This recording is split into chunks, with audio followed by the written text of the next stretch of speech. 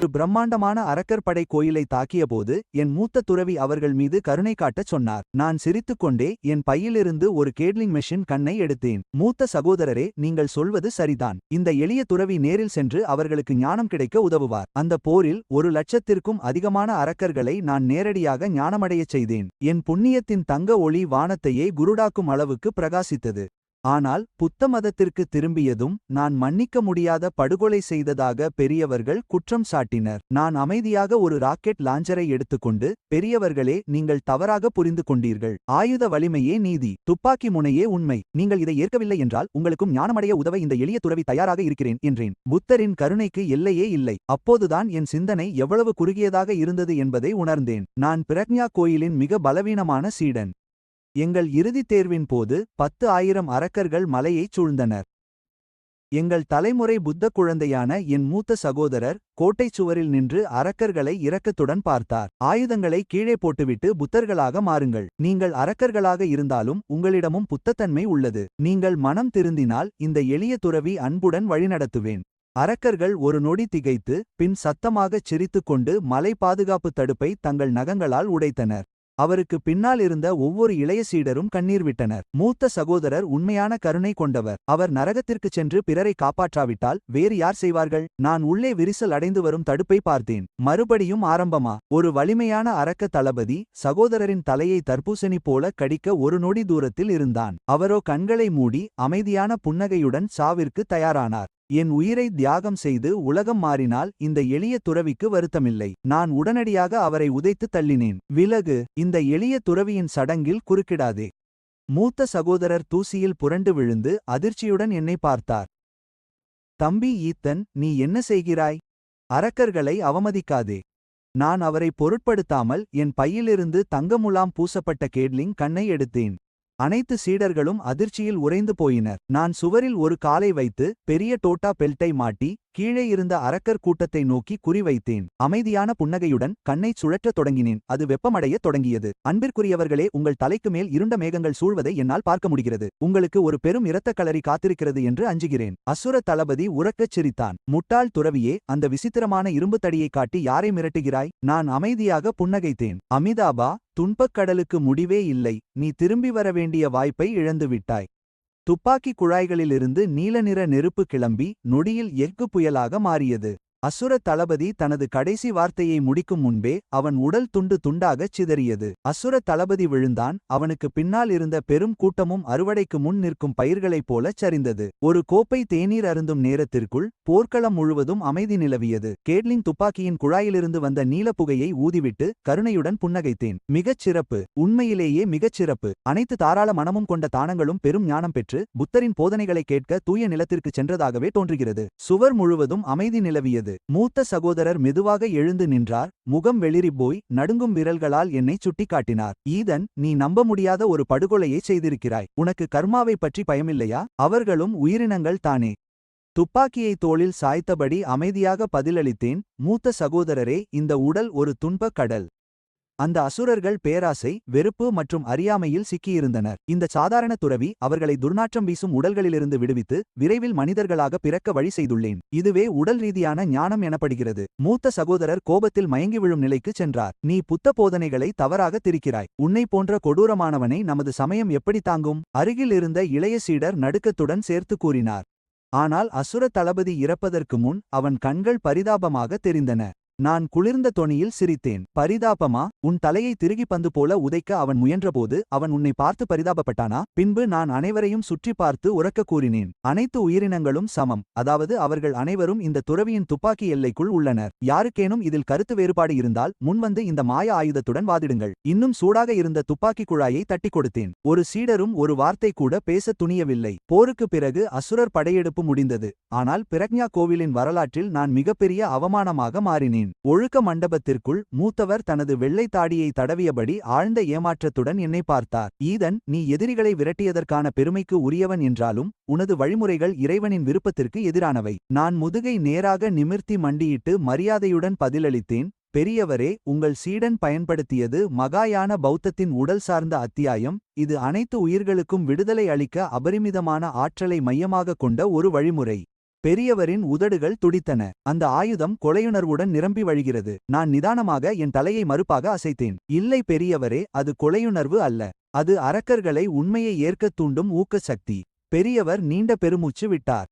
போதும். உங்களுக்குள் இருக்கும் கொலையுணர்வு மிகவும் அதிகரித்துவிட்டது. நீங்கள் கோவிலிலேயே இருந்தால் உங்கள் உள் அரக்கன் ஒரு நாள் விழித்துக் கொள்வான். தற்செயலாக பெரும் ஜோ வம்சம் சமீபகாலமாக அரக்கர்களால் பாதிக்கப்பட்டுள்ளது. பேரரசர் நம் கோவிலின் உதவியை நாடியுள்ளார். மலை இறங்கிச் செல்லுங்கள், உலகியல் வாழ்வை அனுபவியுங்கள். மேலும் நினைவில் கொள்ளுங்கள், துறவிகள் கருணையை கடைபிடிக்க வேண்டும். எல்லோருக்கும் ஞானம் போதிப்பதாக கூறிக்கொண்டு திரியாதீர்கள். நான் அந்த அதிகாரப்பூர்வ பணியை மரியாதையுடன் குனிந்து ஏற்றுக்கொண்டேன். இருப்பினும் என் முகத்தில் இருந்த புன்னகையை என்னால் மறைக்க முடியவில்லை. இந்த சீடன் உங்கள் கட்டளையை ஏற்கிறான். பெரியவரே, கவலைப்படாதீர்கள். இந்த எளிய துறவியாகிய நான் சென்றடைந்ததும் அந்த அரக்கர்கள் நிச்சயமாக பௌத்தத்தின் கதகதப்பை உணர்வார்கள். நான் செல்வதை பார்த்த பெரியவர் ஏனோ நடுங்கினார். விரைவிலேயே நான் பெரும் ஜோ வம்சத்தின் அரண்மனைக்கு வந்து சேர்ந்தேன். நான் அரியணை அறைக்குள் நுழைந்த கணமே நரி அரக்கர்களின் நெடிய மனம் காற்று முழுவதும் நிறைந்திருந்தது. டிராகன் அரியணையில் அமர்ந்திருந்த பேரரசர் வெளிரிபோய் சோர்வாக காணப்பட்டார். அவர் கண்களுக்கு அடியில் கருவளையங்கள் இருந்தன. பேரரசர் பலவீனமாகவும் சோர்வாகவும் இருந்தார். அதே நேரத்தில் வசீகரிக்கும் கண்கள் கொண்ட ஒரு அழகான பெண் அவர் மடியில் சாய்ந்திருந்தார். அவளை அடையாளம் காண நான் என் தெய்வீக கண்களை கூட திறக்க வேண்டியிருக்கவில்லை. அவள் 1000 ஆண்டுகள் பழமையான நரியாவி. பேரரசர் என்னை பார்த்து, பிரஜா கோவிலிலிருந்து அனுப்பப்பட்ட உயர் துறவி நீங்கள்தானா என்று கேட்டார். நான் மரியாதையுடன் வணங்கினேன். இந்த எளிய துறவியின் பெயர் ஈத்தன். என் பௌத்த பெயர் மாஸ்டர் பாலிஸ்டிக்ஸ். மன்னர் அவர்களே, இந்த அரண்மனை முழுவதும் நிறைந்திருக்கும் அரக்க ஆற்றல் வானத்தையே தொடுகிறது. உங்கள் சிக்கலை தீர்க்கவே நான் வந்திருக்கிறேன். அந்த நரியாவி இனிமையாகச் சிரித்து பேரரசரின் அருகில் இன்னும் நெருக்கமாகச் சாய்ந்தது. அட, என்னே ஒரு அழகான குட்டித் துறவி. யாரை அரக்கன் என்று அழைக்கிறீர்கள்? நான் பேரரசரின் அன்புக்குரியவள் மட்டுமே. அவள் அவர் மார்பில் தேய்த்தபோது பேரரசரின் இதயம் முழுவதுமாக உருகியது. அவர் கோபத்துடன் என்னை சுட்டிக்காட்டினார். அடக்கமில்லாத துறவியே. அரோரா எனது அன்புக்குரிய பேரரசி. அவளை இகழ உனக்கு எப்படி துணிச்சல் வந்தது? நான் உன்னை அழைத்தது அரக்கர்களை அழிக்க, என் மனைவியின் மீது குற்றம் சுமத்த அல்ல. நான் அமைதியாக என் புருவத்தை உயர்த்தினேன். மன்னர் அவர்களே, சமீபகாலமாக இடுப்பு மற்றும் முழங்கால் பலவீனம், தூக்கமின்மை, அடிக்கடி சிறுநீர் கழிக்கும் உணர்வு போன்றவற்றால் அவதிப்படுகிறீர்களா? பேரரசரின் முகம் உடனடியாக இறுகியது. இது உங்களுக்கு எப்படி தெரியும்? நான் அமைதியாக பதிலளித்தேன். ஏனென்றால் உமது உயிர்ச்சக்தி அனைத்தையும் இந்த நரியாவி ஏற்கனவே உறிஞ்சிவிட்டது. பொய் என்று நரியாவி அழுது கொண்டே பொய் கூறியது. மன்னா, இவர் என் மீது வீண் பழி சுமத்துகிறார். பேரரசர் உடனடியாக அவளை இறுக்கமாக அணைத்துக் கொண்டார். அழாதே அரோரா, நான் உன்னை நம்புகிறேன். காவலர்களே, இந்த பைத்தியக்கார துறவியை வெளியே தள்ளுங்கள். அரச காவலர்கள் முன்னேறியபோது நான் மெதுவாக பெருமூச்சு விட்டேன். மன்னர் கண்மூடித்தனமாக இருப்பதால் உங்களை விழிப்படையச் செய்ய இந்த ஏழை துறவிக்கு வேறு வழியில்லை. நான் என் சட்டையிலிருந்து ஒரு கையெறி குண்டை எடுத்து அமைதியாக அதன் பின்னை நீக்கினேன். மன்னா, இந்த புனிதமான பொக்கிஷத்தை நன்றாக பாருங்கள். பேரரசர் குழப்பத்துடன் கண்ணிமிட்டினார். அது என்ன? அது தங்கம் போல மின்னுகிறது. அது ஏதேனும் புத்த மதத்தின் சின்னமா? நான் கண்ணியமாக புன்னகைத்தேன். இந்த பொக்கிஷத்தின் பெயர் யமிதாபா குண்டு. காதல் குருட்டுத்தனம் எனும் நோய்க்கான அற்புத மருந்து இது. நான் பேசி முடித்ததும் அதை சிம்மாசனத்திற்கு அருகில் இருந்த தங்கத்தூணின் மீது சாதாரணமாக வீசினேன். மன்னரை பாதுகாத்திடுங்கள். டும். காதுகளை பிளக்கும் ஒரு வெடிப்பு அரண்மனை முழுவதையும் உலுக்கியது. பெரிய தங்கத்தூண் நொறுங்கியது. பிரம்மாண்டமான சிம்மாசனம் சிதறியது. புகை விலகியதும் சாம்பல் மூடிய நிலையில் பேரரசர் மயக்கத்துடன் கிடந்தார். அவரிடமிருந்த அழகான பெண் பயத்தில் ராட்சத வெள்ளை நரியாக மாறியிருந்தது. அரச காவலர்கள் அனைவரும் அதிர்ச்சியில் உறைந்து நின்றனர். நான் அமைதியாக என் உடையில் இருந்த தூசியை தட்டிவிட்டு சிதைந்த சிம்மாசன அறையில் அமைதியான புன்னகையுடன் நின்று கேட்டேன். மன்னா, இப்போது உங்களுக்கு விழிப்பு வந்ததா? இல்லையென்றால் இந்த ஏழை துறவிடம் மேம்படுத்தப்பட்ட கருணை மிகுந்த கவச துளைக்கும் குண்டும் உள்ளது. அது எல்லா நோயையும் குணப்படுத்தும். பேரரசர் என்னை பார்த்துவிட்டு அருகில் இருந்த ராட்சத வெள்ளை நரியை பார்த்து அதிர்ச்சியில் மயங்கி விழுந்தார். கோபமடைந்த நரியாவி தன் கூர்மையான பற்களை காட்டி என் மீது பாய்ந்து, நீ தீய துறவி, உன்னை துண்டு துண்டாக கிழித்து விடுவேன் என்று கத்தியது. நான் சற்றும் கலங்காமல் என் துப்பாக்கியை எடுத்தேன். அதன் குழலில் பொன்னிற புத்த மந்திரங்கள் செதுக்கப்பட்டிருந்தன. அதை நேராக நரியை நோக்கி குறிவைத்தேன். அந்த துப்பாக்கியில் உயிரினங்கள் அனைத்தும் சமம் என்ற வரிகள் பொன்னிறத்தில் செதுக்கப்பட்டிருந்தன.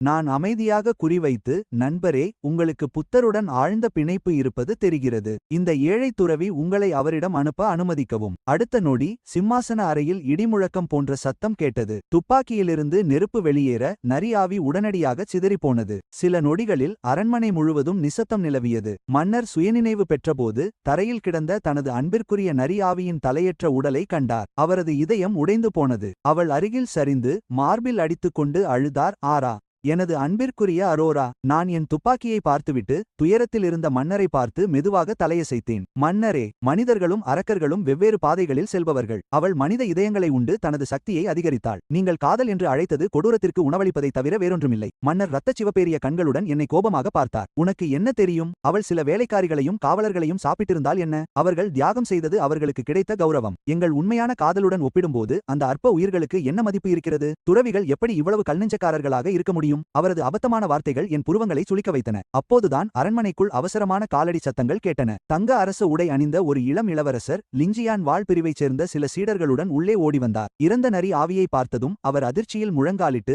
அத்தை அரோரா, உங்களுக்கு என்ன ஆனது என்று கதறினார். நான் குழப்பத்தில் கண் சிமிட்டினேன். இரட்டை மேற்கோள் குறி. அத்தையா? அவள் அவர் தந்தையின் காதலி அல்லவா? இளவரசர் கண்ணீர் ததும்பும் கண்களுடன் என்னை பார்த்து, நீயா? நீ போலி துறவியா? என் அத்தையை கொன்றுவிட்டாயே என்று கத்தினார். நான் கைகளை கூப்பி அமைதியாக அமிதாபா என்று பதிலளித்தேன். இந்த எளிய துறவி ஒரு அரக்கனை ஒழித்தேன், அவ்வளவுதான். அதற்கும் மேலாக அவள் உன் தந்தையின் காதலி. அவளை அத்தை என்று அழைப்பது உங்கள் குடும்ப மரத்தை மிகவும் சிக்கலாக்குகிறது அல்லவா? இளவரசர் கண்ணீரை துடைத்துக்கொண்டு, அத்தை அரோரா இல்லையென்றால் என் அம்மா பல ஆண்டுகளுக்கு முன்பே குளிர்ந்த அரண்மனையில் தனிமையில் இறந்திருப்பார். அவள் எங்கள் இருவரையும் கவனித்துக் கொண்டாள். அவள் அரக்கனாக இருக்கலாம், ஆனால் பெரும்பாலான மனிதர்களை விட அவள் அன்பானவள் என்று பதிலளித்தார். நான் பதிலளிப்பதற்கு முன் வாள் பயின்றவர்களில் ஒருவன் முன்னே வந்தான். இரட்டை மேற்கோள் குறி. நீ எந்த கோவிலைச் சேர்ந்தவன்? இந்த அரச குடும்பம் லிங்கன் வாழ் பிரிவின் பாதுகாப்பில் இருப்பது உனக்கு தெரியாதா? நான் அமைதியாக பதிலளித்தேன். பிரஜா கோவில். அவன் அலட்சியமாகச் சிரித்தான். அப்படியென்றால் நீயும் வேதங்களை மட்டும் ஓதும் பயனற்ற துறவிகளில் ஒருவனா? புத்தம் கருணையை போதிக்கவில்லையா? அந்த நரி எந்த பெரிய குற்றமும் செய்யவில்லை. இருந்தும் நீ அவளை இவ்வளவு கொடூரமாக கொன்றுவிட்டாய். நீ பௌத்தத்திற்கு இழுக்கு. மற்றொரு வார்த்தையும் பேசாமல்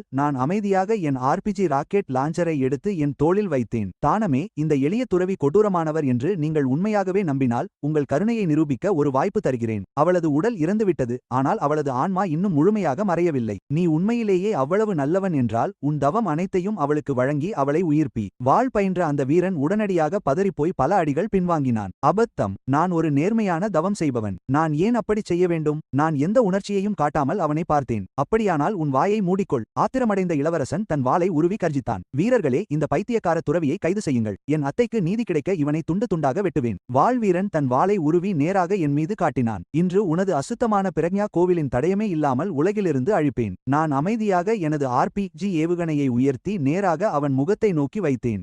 அமிதாபா, இந்த எளிய துறவி இவ்வுலகில் இருக்க விரும்பாதவர்களுக்கு முக்தி கிடைக்க உதவுவதில் நிபுணர். மறுநொடியே ஒரு பயங்கரமான வெடிப்பு அரண்மனை முழுவதையும் உலுக்கியது. அரியணை மண்டபத்தின் மேற்கூரை சிதறிப்போனது. கற்கள் வானத்திலிருந்து மழையென பொழிந்தன. புகை விலகியபோது செருக்கடைந்த இளவரசனும் அவனது வீரர்களும் சுவரில் ஒரு விசித்திரமான ஓவியம் போல ஒட்டிக்கிடந்தனர். லிங்கியன் வாழ் பிரிவின் முதன்மை சீடன் மட்டும் எப்படியோ பிழைத்துக் கொண்டான். அவனது உடல் முழுமையாக கருகியிருந்தது. அவனது வாள் சிதறிப்போக அவன் இரத்த களரியான தரையில் பயத்தில் நடுங்கிக் கொண்டு ஊர்ந்து சென்றான். ஒரு பேயை பார்ப்பது போல அவன் என்னையே உற்று பார்த்தான். இது என்ன வகையான பில்லி சூனியம்? பௌத்தத்தில் எப்போது இருந்து இதுபோன்ற ஆயுதங்கள் இருக்கின்றன? நீ துறவி அல்ல, நீ ஒரு பிசாசு. நான் அமைதியாக அவன் நெஞ்சில் மிதித்துக் கொண்டு கீழே பார்த்தேன். தானமே, ஏன் இதை பில்லி சூனியம் என்று சொல்கிறாய்? இது இந்த எளிய துறவியின் மகாயான பௌத்தம், அவ்வளவுதான். உன்னை போன்ற போலி தவசியர்கள் வாளால் கொலை செய்து கொள்ளையடிப்பதை நேர்மையான தவம் என்கிறார்கள். நான் சிறிது வெடிமருந்தை பயன்படுத்தி மக்களை முக்திக்கு வழிநடத்தினால் நான் மட்டும் வில்லனாகிறேன். வலியில் துடித்த அவன் பல்லை கடித்துக் கொண்டு என்னை மிரட்டினான். என் குரு மிகவும் சக்தி வாய்ந்த தவம் செய்பவர். நீ என்னை கொன்றால் எங்கள் பிரிவு உன்னை உயிரோடு விடாது.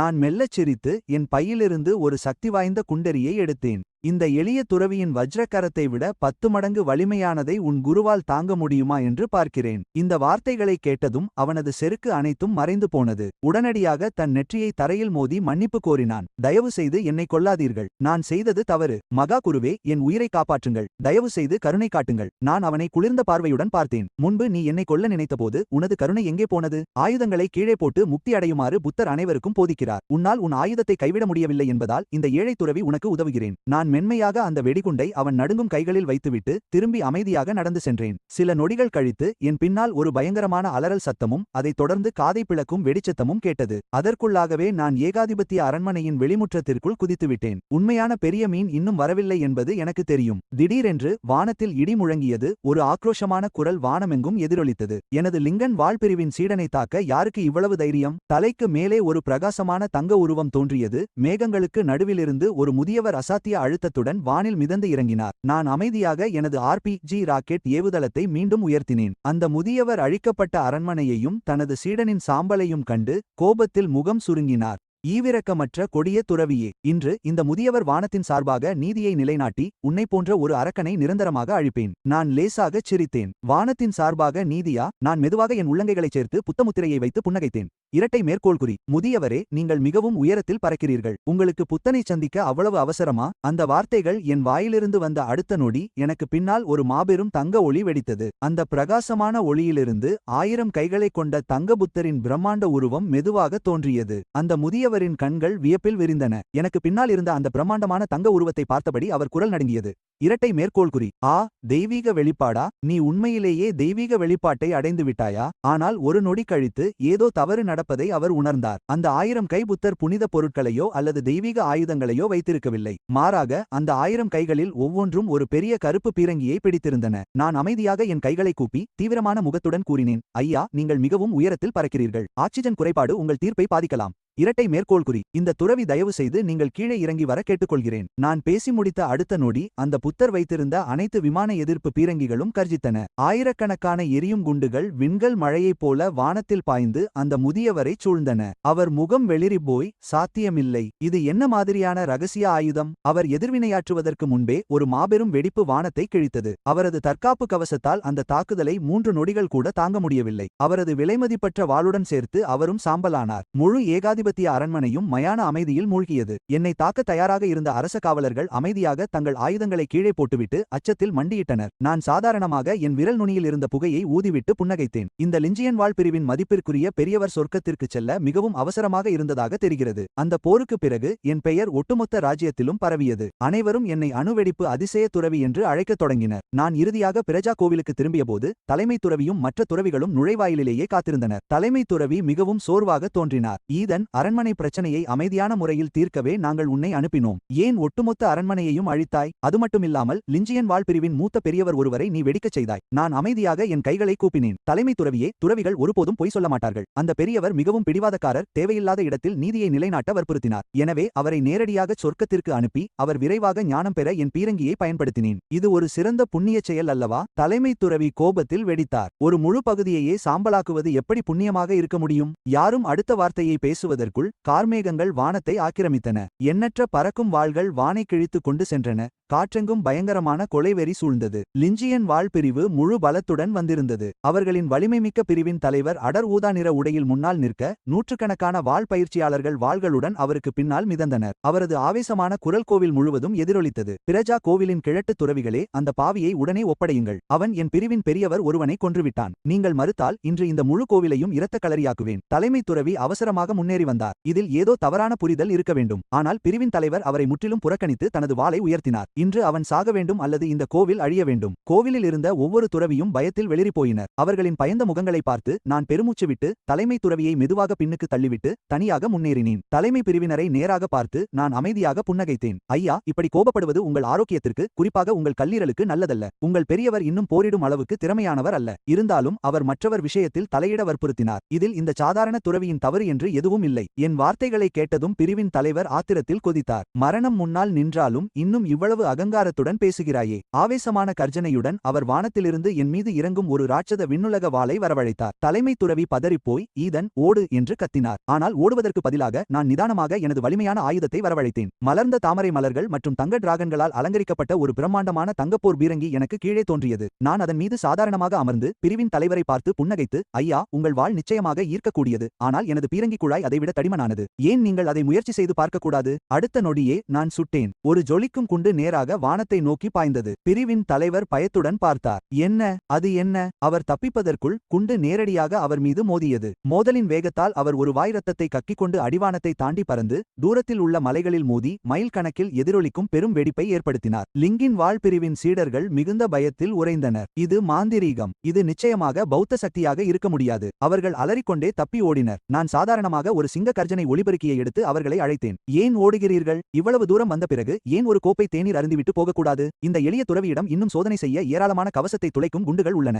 உடனடியாக கோயிலுக்கு வெளியே முழுமையான அமைதி நிலவியது. தலைமை துறவி புகையும் எனது பீரங்கியையும் பின்னர் பிரிவின் தலைவர் காணாமல் போன தொலைதூர மலையையும் பார்த்து உடல் முழுவதும் வியர்வையால் நடுங்கினார். ஈதன், இதுவும் நமது புனிதமான பௌத்த நுட்பங்களில் ஒன்றா? நான் நம்பிக்கையுடன் தலையசைத்தேன். நிச்சயமாக இது அசைக்க முடியாத புத்தரின் புனித வாகனம், பௌத்தத்தின் அசைக்க முடியாத வலிமையின் சின்னம். இது இது அனைத்து தீமைகளையும் தயக்கமின்றி நசுக்குகிறது. அந்த போருக்கு பிறகு பிரஜ்னா கோயில் முழு சாகுபடி உலகிலும் மிகவும் பயப்படும் இடமாக மாறியது. நான் தவறுதலாக அருகில் உள்ள அனைத்து மலைகளையும் வெடிக்கச் செய்து விடுவேனோ என்று தலைமை துறவி மிகவும் கவலைப்பட்டார். அதனால் அவர் அன்றிரவே ரகசியமாக ஒரு கூட்டத்தை கூட்டினார். ஒருமனதான முடிவின் மூலம் நான் உடனடியாக 1000 மிருகங்களின் புராணக் காட்டிற்குள் பயிற்சி பெற அனுப்பப்பட்டேன். நான் காட்டிற்குள் நுழைந்த கணமே போலி இரக்கத்தின் பரிச்சயமான வாசனையை உணர்ந்தேன். ஒரு பள்ளத்தாக்கின் ஆழத்தில் நான் நம்ப முடியாத ஒரு காட்சியை கண்டேன். சிவப்பு கண்கள் கொண்ட ஒரு கொடூரமான ஓநாய் உதவியற்ற ஒரு விறகு வெட்டியை தரையில் அழுத்தி அவனை கிழிக்க தயாராக இருந்தது. அருகில் மெடிசின் கிங் பள்ளத்தாக்கின் பல சீடர்கள் வெள்ளை நிற உடையில் நின்றிருந்தனர். முன்பக்கத்தில் அவர்களின் புனித கன்னி சோஃபியா இருந்தாள். அவளது அழகான கண்களில் கண்ணீர் நிரம்பியிருந்தது.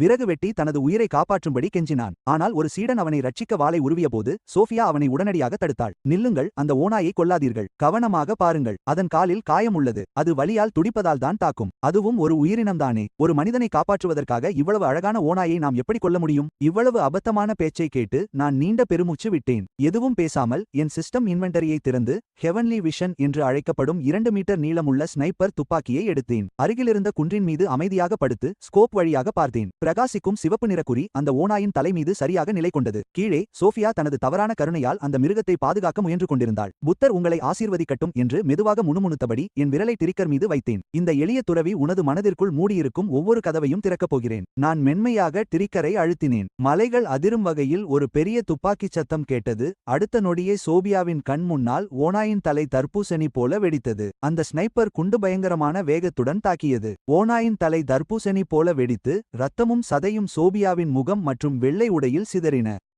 அவள் அலறிக்கொண்டே அதிர்ச்சியில் மயங்கி விழுந்தாள். அவளுடன் இருந்த சீடர்கள் அதிர்ச்சியில் உறைந்து பயத்துடன் தங்கள் வாள்களை உருவினர். யார் தாக்குதல் நடத்தியது? வெளியே வா! இந்த குழப்பத்தை பயன்படுத்தி அந்த மரம் வெட்டியவர் அங்கிருந்து தப்பித்து நான் இருந்த குன்றை நோக்கி முழங்காலிட்டு என் உயிரை காப்பாற்றியதற்கு மீண்டும் மீண்டும் நன்றி தெரிவித்தார். நான் அமைதியாக என் ஸ்னைப்பர் துப்பாக்கியை உள்ளே வைத்துவிட்டு என் உடையில் இருந்த புட்களை தட்டிவிட்டு அமைதியான முகத்துடன் குன்றிலிருந்து கீழே இறங்கினேன். ஓநாயின் உடலுக்கு முன்னால் நின்று மரியாதையுடன் என் உள்ளங்கைகளை கூப்பினேன். அமிதாபா! இந்த எளிய துறவியாகிய நான் இங்கே வரும்போது பெரும் கொலைவெறியையும் எதிர்மறை கர்மாவையும் உணர்ந்தேன். அதனால் அதை தூய்மைப்படுத்த எனது ஒரு விரல் அளவு சக்தியை பயன்படுத்தினேன். பச்சை நிற உடை அணிந்த சீடன் ஒருவன் கோபத்துடன் உடனடியாக என் மீது விரல் நீட்டினான். நீ என்ன மாதிரியான துறவி? உன் இதயம் எப்படி இவ்வளவு கல்லாக இருக்க முடியும்? ஓநாய் காயமடைந்திருப்பதாக புனித கன்னிகை கூறியும் நீ அதை கொன்றுவிட்டாயே. அவளுக்கு நீ செய்ததை பார். நான் மென்மையாக என் ஆயுதத்தின் மீது கை வைத்து சிரித்தேன். கல்லிதயம் கொண்டவன் என்று சொல்கிறாயா? இந்த எளிய துறவிதான் மிகப்பெரிய கருணையை வெளிப்படுத்துகிறேன். அந்த பேய் ஓநாய் ஏற்கனவே பல அப்பாவி மக்களை தின்றுவிட்டது. அதன் வயிறு பாவங்களாலும் எண்ணற்றவர்களின் கதறல்களாலும் நிறைந்திருந்தது. அது மேலும் தீமை செய்வதற்கு முன்பே அதை மறுபிறவிக்கு நான் அனுப்பிவிட்டேன். பிறகு மயங்கி கிடந்த சோபியாவின் அருகில் சென்று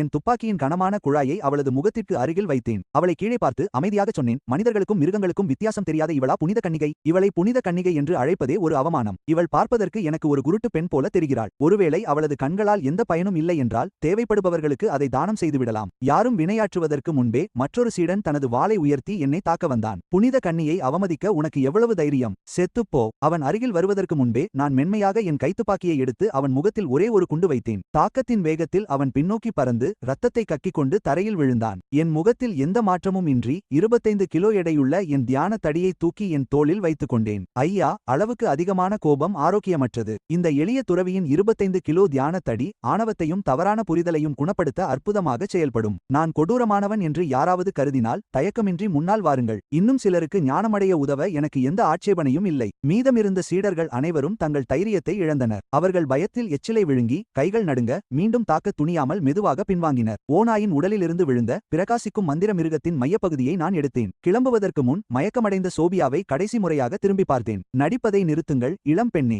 உண்மையான கருணை என்பது கண்மூடித்தனமான இரக்கம் அல்ல. தீமையை நிறுத்த வேண்டியிருக்கும் போது உண்மையான போதிசத்துவர் மின்னலைப் போல விரைவாகவும் உறுதியுடனும் செயல்படுவார். ஒரு நாள் உங்கள் போலியான கருணை உங்களுக்கே உலை வைக்கும். கெட்ட செய்தி எப்போதும் காற்றை விட வேகமாக பரவும். அரை நாளுக்குள் ஆயிரக்கணக்கான மிருகங்கள் வாழும் காடு முழுவதற்கும் நான் ஓநாயின் தலையை சிதறடித்தது தெரிந்துவிட்டது. விரைவிலேயே என்னைக் கொள்வதையே ஒரே நோக்கமாக கொண்டு ஒரு மாபெரும் கூட்டணி உருவானது. அதற்கெல்லாம் தலைமை தாங்கியவர் பயத்தில் மயங்கி விழுந்த அந்த புனித கன்னி சோபியாவே ஆவார். நூற்றுக்கணக்கான பயிற்றுவிப்பாளர்கள் முன்னால் கண்ணீருடன் நின்று கொண்டு அந்த பாவி துறவி சாக வேண்டும் என்று அவள் கத்தினாள். அவனை கொன்று நீதியை நிலைநாட்டுங்கள். தொலைவில் உயர்ந்த பாறையின் மேல் அமைதியாக நின்றபடி கீழே கூடியிருந்த கூட்டத்தை ஒரு மென்மையான புன்னகையுடன் பார்த்தேன். தொலைதூர பாறையின் உச்சியில் சௌகரியமாக படுத்துக்கொண்டு என் துப்பாக்கியின் ஸ்கோப் வழியாக அந்த முழு காட்சிகளையும் கவனித்தேன். கீழே இருந்த கூட்டத்தை பார்த்து நான் புன்னகைத்தேன். 300 பயிற்றுவிப்பாளர்கள். மோசமான கூட்டம் இல்லை. பள்ளத்தாக்கில் நான் கொடூரமானவன் என்றும் அப்பாவி மக்களை கொன்றவன் என்றும் சோஃபியா கண்ணீருடன் அறிவித்தாள். அவளுடன் இருந்தவர்களில் ஒருவர் கூட்டத்தை இன்னும் தூண்டிவிட்டார். அவன் அரச மாளிகையை அழித்துவிட்டான். இன்றே இந்த பாவி துறவிக்கு தண்டனை நிறைவேற்றப்படவில்லை என்றால் சொர்க்கம் கூட நம்மை மன்னிக்காது. உடனடியாக நூற்றுக்கணக்கான வாள்கள் வானத்தை நோக்கி உயர்த்தப்பட்டன. இதற்கிடையில் நான் பாறையின் மீது சாதாரணமாக அமர்ந்து ஒரு சிறிய உணவு பெட்டியிலிருந்து சிற்றுண்டிகளை சாப்பிட்டுக் கொண்டிருந்தேன். கீழே பார்த்தபடி நான் மெலிதாகச் சிரித்தேன். இந்த மதிப்பிற்குரிய கணவான்கள் உண்மையிலேயே பிடிவாதக்காரர்கள். நீங்களும் புத்தரை சந்திக்க ஆர்வமாக இருந்தால் இந்த எளிய துறவி உங்களுக்கான காத்திருப்பு நேரத்தை குறைத்து விடுவார். அவர்கள் வருவதற்கு முன்பே குறுகிய மலைப்பாதை முழுவதும் எண்ணற்ற கொடிய நிலக்கண்ணி வெடிகளை நான் புதைத்து வைத்திருந்தேன். அதிக நம்பிக்கையுடன் அந்த கூட்டணி நேராக பள்ளத்தாக்கிற்குள் அணிவகுத்து சென்றது. அவர்களின் தலைவன் சத்தமாகச் சிரித்தான். கவலைப்படாதீர்கள், அந்த பாவி துறவிக்கு மறைந்திருந்து தாக்குவது மட்டுமே தெரியும். உங்கள் பாதுகாப்பு அரண்களை செயலில் வைத்திருங்கள், அவனால் நம்மை கீறக்கூட முடியாது. ஒவ்வொரு பயிரிடுபவரும் ஒளிவீசும் பாதுகாப்பு கவசத்தை இயக்கி நம்பிக்கையுடன் முன்னேறினர். அவர்களுக்கு மேலே நான் நிதானமாக ஒரு சிறிய ரிமோட் கண்ட்ரோலை பிடித்திருந்தேன். அவர்களின் தலைவன் கண்ணுக்கு தெரியாத கம்பியின் மீது கால் வைத்த தருணத்தில் நான் பொத்தானை அழுத்தினேன். பூம்! ஒரு பயங்கரமான வெடிப்பு அவனை வானத்திற்கு தூக்கி எறிந்து பள்ளத்தாக்கின் குறுக்கே தூரத்திற்கு வீசியது. பின்னர் மலைகளின் குறுக்கே ஒன்றன்பின் ஒன்றாக வெடிப்புகள் நிகழ்ந்தன. கருப்பு நிற வெடிகுண்டுகள் தரையிலிருந்து கிளம்பி காற்றில் வெடித்தன. ஆயிரக்கணக்கான கூர்மையான எஃகு துண்டுகள் மந்திர தடைகளை காகிதத்தைப் போல கிழித்தன. ஒட்டுமொத்த கூட்டணியிலும் பீதி உடனடியாக பரவியது. அனைவரும் அலறிக்கொண்டு எல்லா திசைகளிலும் ஓடினர். ஆனால் தப்பிக்க வழியில்லை. ஒரு பயிரிடுபவர் தனது உடைந்த காலை பிடித்துக்கொண்டு வேதனையில் கதறினான். மற்றொருவன் அதிர்ச்சியில் உறைந்து பார்த்தான். இந்த ஆயுதத்தில் ஆன்மீக ஆற்றல் கூட இல்லையே, இது எப்படி நம் தடைகளை உடைக்கிறது? இரத்தமும் மண்ணும் படிந்த சோஃபியா உதவி கேட்டு நடுங்கிக் கொண்டு தரையில் ஊர்ந்து சென்றாள். இது தேவ மின்னலா? நான் மெதுவாக மலை விளிம்பிற்கு நடந்து சென்று ஒளிபெருக்கியை எடுத்து புன்னகையுடன் கீழே அழைத்தேன். கண்ணியமிக்க கொடையாளிகளே, ஒவ்வொரு அடிக்கும் அடியில் தாமரை மலர்கள் மலர்வதை எப்படி உணர்கிறீர்கள்? அனைவரும் தாங்கள் விதைத்ததையே அறுவடை செய்கிறார்கள் என்று புத்தர் கற்பித்தார். நீங்கள் ரத்தம் தேடி வந்தீர்கள், அதனால் இந்த எளிய துறவி அதற்கு பதிலளித்தேன். ஒரு ஆத்திரமடைந்த பயிரிடுபவர் கத்தினான். கோழையே, உனக்கு தைரியம் இருந்தால் கீழே இறங்கி வந்து நேருக்கு நேர் சண்டையிடு. நிழலில் ஒளிந்திருப்பது தைரியமல்ல. ஒரு கையில் ரிமோட்டை பிடித்துக்கொண்டு நான் அமைதியாக புன்னகைத்தேன். கீழே வா, நான் உங்களை விட உயரத்தில் நிற்கிறேன். அதாவது உங்கள் ஒவ்வொருவரின் பாவங்களையும் என்னால் தெளிவாக காண முடியும். என் கையை வீசியவுடன் தங்க எழுத்துக்கள் மின்னும் ஒரு ராட்சத பௌத்த பீரங்கி என் அருகில் தோன்றியது. நான் அதன் பிரம்மாண்டமான குழலை தட்டி கொடுத்துவிட்டு கீழே பயந்த கூட்டத்தை பார்த்தேன். நீங்கள் அனைவரும் இந்த எளிய துறவியை திருத்த திட்டமிடவில்லையா? சரி, புத்தரின் போதனைகளின் உண்மையான கணத்தை உங்களுக்கு காட்டுகிறேன். நான் ஒரு மிகப்பெரிய ராக்கெட் குண்டை பீரங்கியில் ஏற்றி வானத்தை நோக்கிச் சுட்டேன். அந்த ஏவுகணை தடிமனான புகையை விட்டுக்கொண்டு காற்றில் சீறிப்பாய்ந்தது. கீழே இருந்த அனைவரும் பயத்தில் அண்ணாந்து பார்த்தனர். என்ன அது? என்ன? ஒரு வயதான பயிரிடுபவர் நம்பிக்கையுடன் சிரித்தான். இது வெறும் உலோகத் துண்டுதான். எனது இரும்பு தோல் காண்டாமிருகம் அதை துண்டு துண்டாக உடைத்துவிடும். ஆனால் அந்த குண்டு பிரம்மாண்டமான ஆன்ம மிருகத்தின் மீது மோதிய தருணத்தில் ஒரு பேரழிவு வெடிப்பு ஏற்பட்டது. அந்த ராட்சத காண்டாமிருகம் நடுப்பகுதியில் கிழிந்து சிதறியது. முழு போர்க்களமும் நெருப்பு மற்றும் புகையின் கடலுக்குள் மறைந்தது. அந்த ஆன்மீக காண்டாமிருகம் வெடிப்பில் துண்டு துண்டானது. அந்த வயதான சாகுபடியாளர் தன் மிருகத்தின் இறப்பிற்காக அழுது கொண்டே ரத்தம் கக்கினார். அந்த நொடியில் எஞ்சியிருந்த ஒவ்வொரு சாகுபடியாளரும் போரிடும் விருப்பத்தை முற்றிலும் இழந்தனர். அவர்கள் பாறைகளுக்கு பின்னால் தங்கள் கைகளால் தலைகளை மூடிக்கொண்டு நடுங்கும் குரலில் கருணைக்காக கெஞ்சினர். சோஃபியா கூட ஒரு பாறையின் மீது அமர்ந்து புகை, இடிபாடுகள் மற்றும் உடல்கள் பள்ளத்தாக்கு முழுவதும் நிறைந்திருக்க அமைதியாக அழுது கொண்டிருந்தாள். வெடிப்புகள் நின்றதும் நான் அமைதியாக மலையிலிருந்து குதித்து உயிர் பிழைத்தவர்களுக்கு முன்னால் நின்றேன். நான் எந்த காயமும் இன்றி அங்கு நிற்பதைக் கண்ட அனைவரும் பயத்தில் உறைந்து போயினர். சோஃபியா தன் கண்ணீரின் ஊடாக என்னை முறைத்து பார்த்தாள். நீ ஒரு சாத்தான். ஒரு நாள் நீ பயங்கரமான முடிவை சந்திப்பாய். நான் சிரித்துக்கொண்டு மென்மையாக பதிலளித்தேன். இளம் பெண்ணே, இது அனைத்தும் உன்னுடைய செயலே.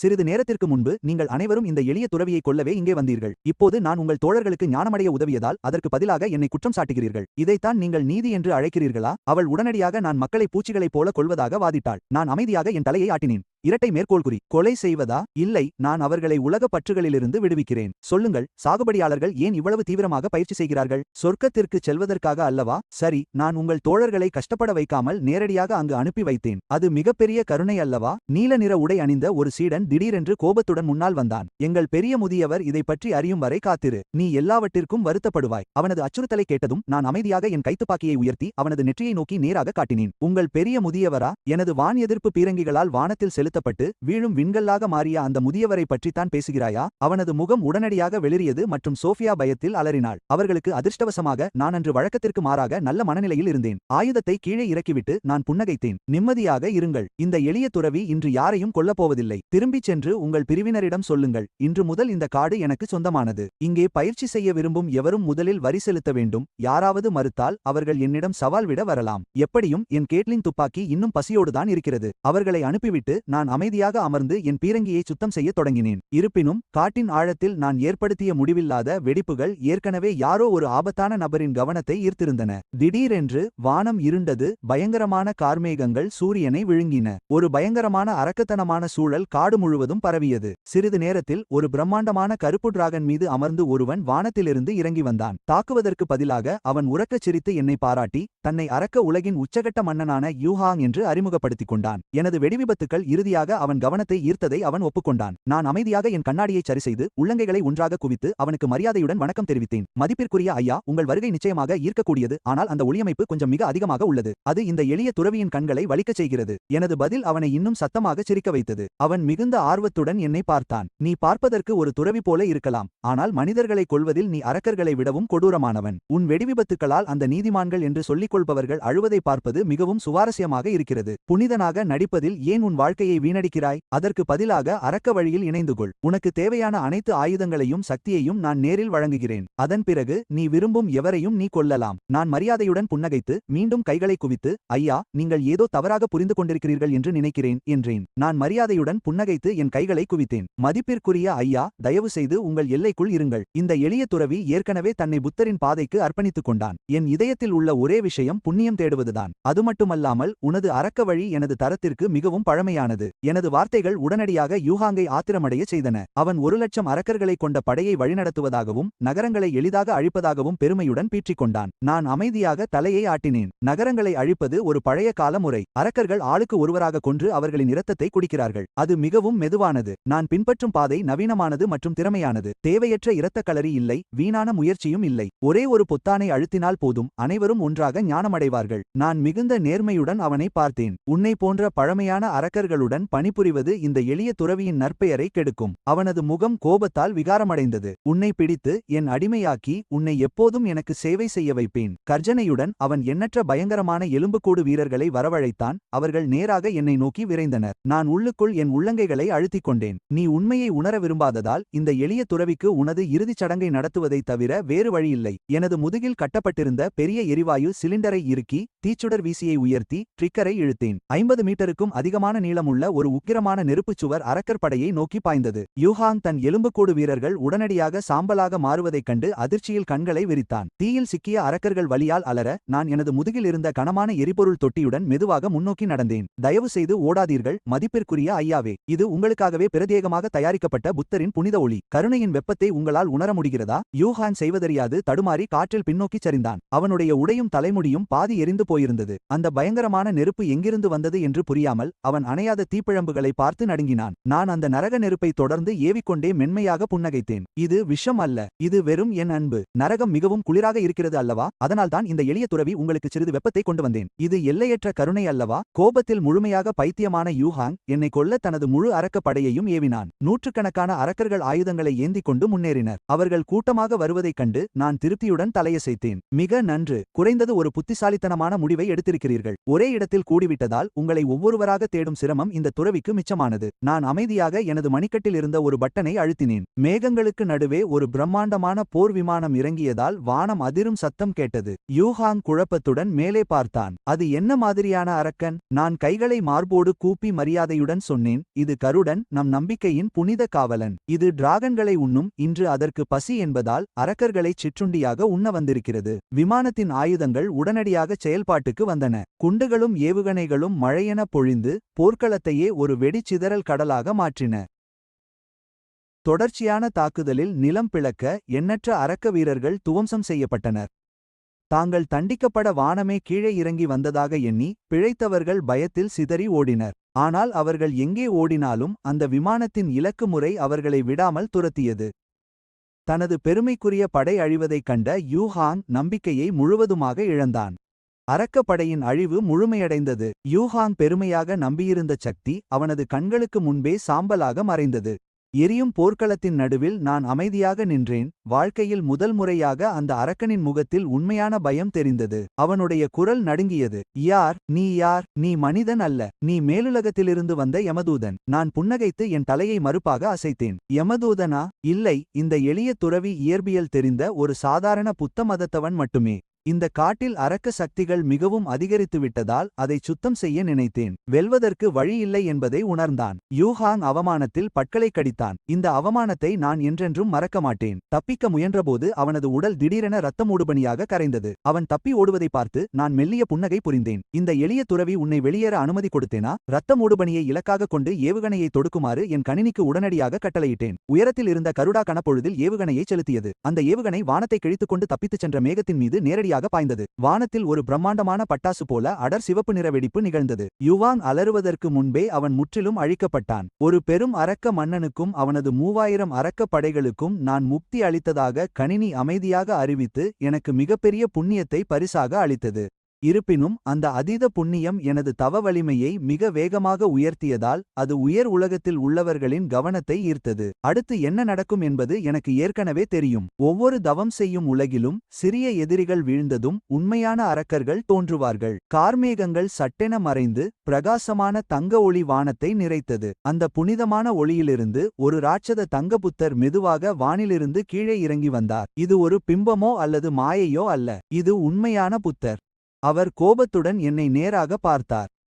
பாவியே, துறவி உடையை அணிந்து கொண்டு அரக்கர்களுக்கு உரிய செயல்களைச் செய்கிறாய். நீ எண்ணற்ற உயிர்களை கொன்றுள்ளாய். இன்று மேற்கு புகலிடத்தின் சார்பாக உன் குற்றங்களுக்கு நான் முற்றுப்புள்ளி வைப்பேன். நான் சற்றும் அச்சமடையவில்லை. அதற்கு பதிலாக அமைதியாக என் கணினி சேமிப்பகத்தை திறந்து என் பயங்கரமான ஆயுதத்தை வரவழைத்தேன். என் முன்னால் 20 மீட்டர் கண்டம் விட்டு கண்டம் பாயும் ஏவுகணை தோன்றியது. அதன் பிரம்மாண்ட உடலில் கருணை மற்றும் இரக்கம் என்ற 2 தங்க எழுத்துக்கள் செதுக்கப்பட்டிருந்தன. பணிவாக புன்னகைத்தபடி நான் புத்தரை ஏறிட்டேன். அப்படியானால் நீதான் உண்மையான புத்தரா? உனது தங்க உடல் அழியாதது என்று சொல்லப்படுகிறது, இல்லையா? அப்படியானால் இந்த 10,000 டன் அமைதி செய்தி உன்னை ஒரு அடி கூட நகர்த்துகிறதா என்று பார்ப்போம். புத்தர் என்னை உற்று நோக்கி, உன் பாவங்களின் பாரத்தை நீ உண்மையில் உணர்கிறாயா என்று கேட்டார். நான் மரியாதையுடன் கைகளை கூப்பினேன். பாவங்களா? இந்த எளிய துறவி அரக்கர்களை ஒழித்து உலகை சுத்தப்படுத்தி வருங்காலத்தில் நடக்கவிருந்த எண்ணற்ற கொலைகளை தடுத்து அமைதியை கொண்டு வந்தேன். அது மிகப்பெரிய புண்ணியம் அல்லவா? என் பதில் புத்தரை இன்னும் கோபமடைய செய்தது. நீ அழிவின் பாதையில் நடக்கிறாய். இன்று நீ தடுக்கப்படவில்லை என்றால் இந்த உலகம் மீண்டும் அமைதியை காணாது.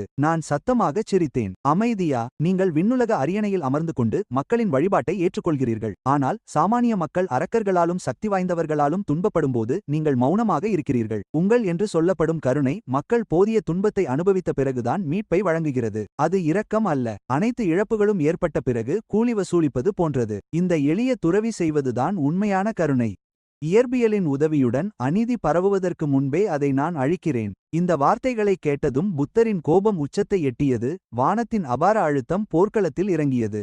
கோபமடைந்த புத்தர் தனது ராட்சத தங்கக் கையை உயர்த்தி என்னை என்றென்றும் சிறைவைக்க அதை என் மீது மோதச் செய்தார். வானத்திலிருந்து அந்த பிரம்மாண்ட கை இறங்கி வந்தபோதும் என் முகத்தில் எந்த மாற்றமும் இல்லை. நான் அமைதியாக திரும்பி சிவப்பு ஏவுதல் பொத்தானை அழுத்தி அமைப்பிடம் சொன்னேன், அனைத்து பாதுகாப்பு பூட்டுகளையும் நீக்கு. நமக்கு மேலே உள்ள அந்த பெரிய தங்க இலக்கை குறிவைத்து முழு பலத்துடன் ஏவு. இரட்டை மேற்கோள் குறி. கீழே இறங்கி வந்த உள்ளங்கையை எதிர்கொண்டு நான் மரியாதையுடன் கைகளை கூப்பி புன்னகைத்தேன். உண்மையான சூரியனின் ஒளியை நீங்கள் எப்போதாவது பார்த்திருக்கிறீர்களா? இன்று இந்த எளிய துறவி உண்மையான சூரியன் எப்படி இருக்கும் என்று உங்களுக்கு காட்டுவார். கருணை மற்றும் இரக்கம் என்று பொறிக்கப்பட்ட எனது 20 மீட்டர் ஏவுகணை நெருப்பு மற்றும் புகைக்கு மத்தியில் வானத்தை நோக்கி சீறிப்பாய்ந்தது. புத்தர் அதை குழப்பத்துடன் பார்த்தார். அது என்ன? நான் புன்னகைத்தேன். இதுதான் அறிவியல்.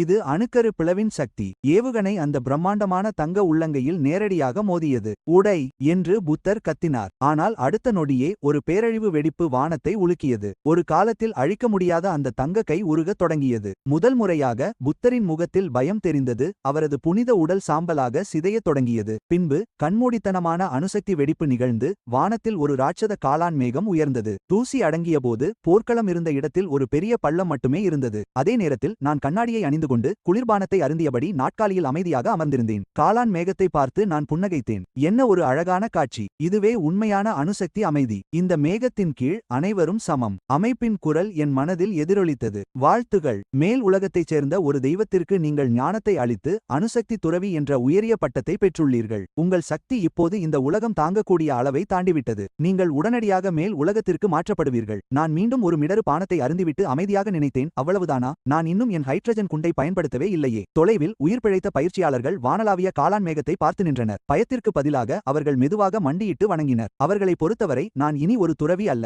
நான் கடவுளாகிவிட்டேன். பொன்னிற ஒளி என் உடலைச் சூழ்ந்து என்னை வானத்திற்கு உயர்த்தியபோது அமைப்பு ஒரு இறுதி கேள்வியை கேட்டது. மீதமுள்ள ஆயுதங்களை உங்களுடன் எடுத்துச் செல்ல விரும்புகிறீர்களா? நான் புன்னகைத்தேன். நிச்சயமாக. மேல் உலகம் தெய்வங்களால் நிறைந்தது. அவர்களும் என் சொல்லை கேட்பார்கள் என்று நான் நினைக்கவில்லை. மேலும் எனது கேட்லின் துப்பாக்கி இன்னும் தாகத்துடன் இருக்கிறது. சொர்க்கத்திற்கு மறைவதற்கு முன் எனது குரல் உலகம் முழுவதும் எதிரொலித்தது. நமோ கேட்லிங் போதிசத்வா, உங்கள் ஆயுதங்களை கீழே போட்டுவிட்டு உடனே கடவுளாகுங்கள். இல்லையென்றால் இந்த எளிய துறவி உங்களை நேரில் சந்திக்கும்படி அனுப்புவார். 300 ஆண்டுகளுக்குப் பிறகு சாகுபடி உலகம் என்றென்றும் மாறிவிட்டது. பண்டைய பிரிவுகள் இயற்பியல் ஆராய்ச்சி நிறுவனங்களாக மாறியிருந்தன. சாகுபடியாளர்கள் இனி பறக்கும் வாள்களை உருவாக்குவதில்லை. ஒளியின் வேகத்தை விட வேகமாகச் செல்லும் விமானங்களை அவர்கள் உருவாக்கினர். பௌத்த துறவிகள் இனி தங்கள் நாட்களை வேதங்களை ஓதுவதில் கழிப்பதில்லை. அதற்கு பதிலாக வெடிமருந்துகள் மற்றும் உந்துசக்திகளின் சரியான விகிதத்தை அவர்கள் கவனமாக ஆய்வு செய்தனர். மிகப்பெரிய கோவிலில் மையச் சிலையானது இனி மென்மையான புத்தராக இல்லை. அது ஒரு போர் டாங்கின் மீது கம்பீரமாக நின்று ஒரு கையில் 6 குரல் கொண்ட கேட்லிங் துப்பாக்கியும் முதுகில் RPG ஏவியும் கொண்ட துறவியின் சிலையாக இருந்தது.